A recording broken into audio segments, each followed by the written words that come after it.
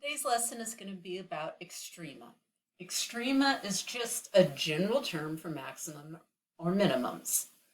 Today we're going to talk about absolute extrema, which is an absolute max or an absolute min. Sometimes those are also called global maxes or global mins. The formal definition: we need a function f defined on an interval I.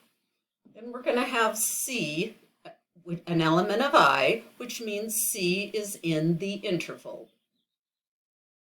If f of c is less than or equal to f of x for every x in the interval, then we have an absolute min. So what that means is this y value is less than every other y value.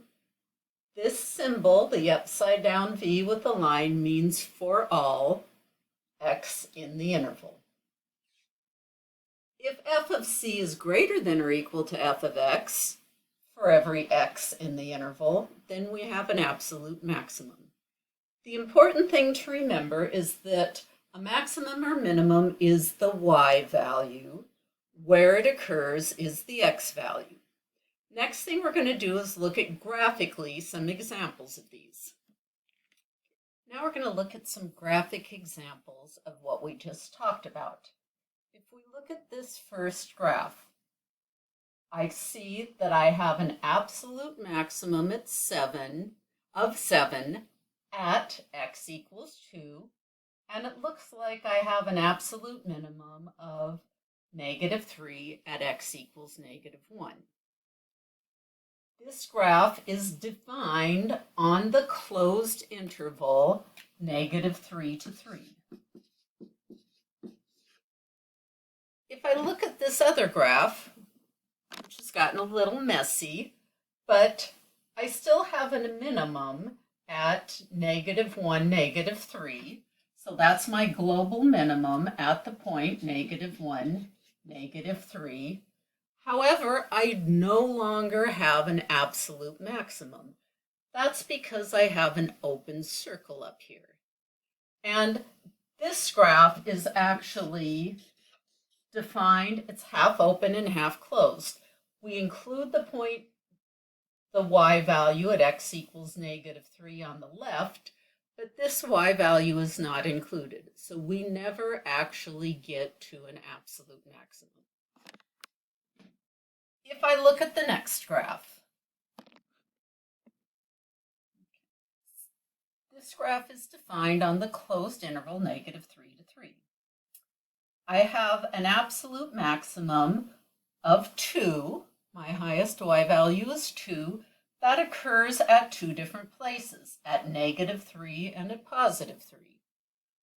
I have an absolute minimum of 0, and that occurs at the point 0, 0.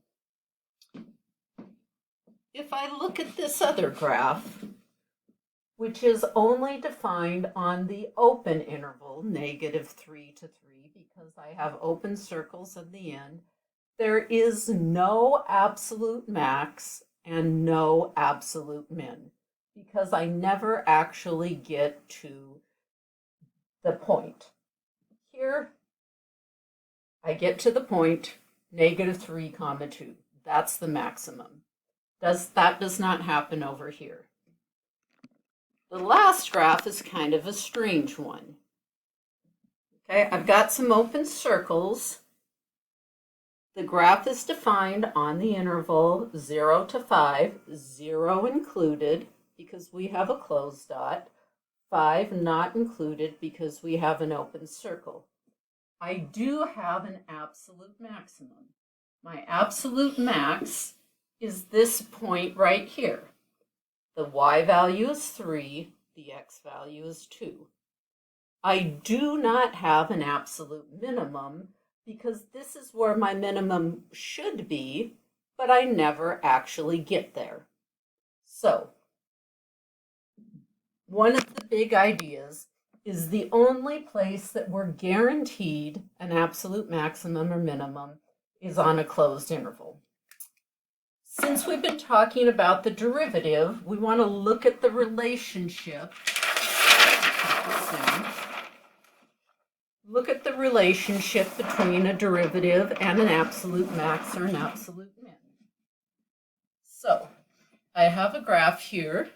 The graph is x plus 4 over x squared. And I want to see what happens with the derivative at the point 2, 3. The first thing I have to do is verify that the point 2, 3 is on the graph. And I do that by substituting in. 3 is my y value.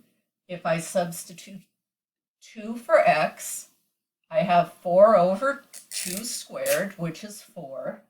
So 2 plus 1 does equal 3. So I've verified that the point is on the graph. The next thing I'm going to do is find the derivative and see what happens at the point 2, 3. So I take g prime of x. This is 1 plus, I'm going to think of 4x squared as 4x to the negative 2. So when I take the derivative, I get negative 8x to the negative 3. I'm going to rewrite that as 1 minus the 8 stays in the numerator, the x cubed goes to the denominator. I'm substituting in for x here. So we know that x is 2. So I want to find out what g prime of 2 is. So that's 1 minus 8 over, I'm substituting in a 2 cubed.